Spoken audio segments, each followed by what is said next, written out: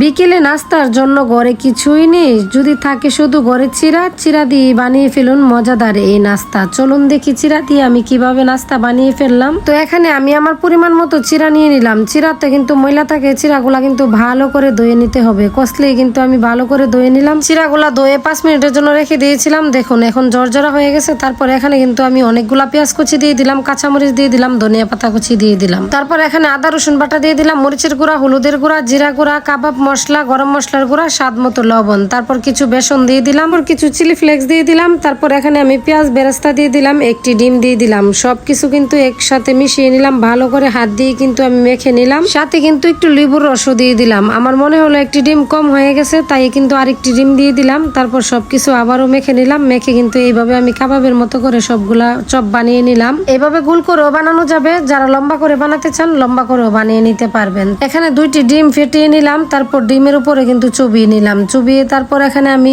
চিরাতে কুট করে নিলাম। এইভাবে চিরাতে যদি আপনি কুট করে নেন তাহলে এটা চিরার নাস্তা বোঝা যাবে। খেতে অনেক ক্রিস্পি হবে, খেতে অনেক মজা লাগবে। তখন চিরাগুলা দই রেখে দিয়েছিলাম, এখান থেকে কিছু চিরা উঠিয়ে রেখে দিয়েছিলাম। তো এইভাবে কুট করে নিলাম চিরা দিয়ে। আচ্ছা, আমার চিরা দিয়ে নাস্তাটা কেমন হয়েছে কমেন্টে অবশ্যই জানাবেন। আজকের মতো এ পর্যন্তই। আল্লাহ হাফেজ।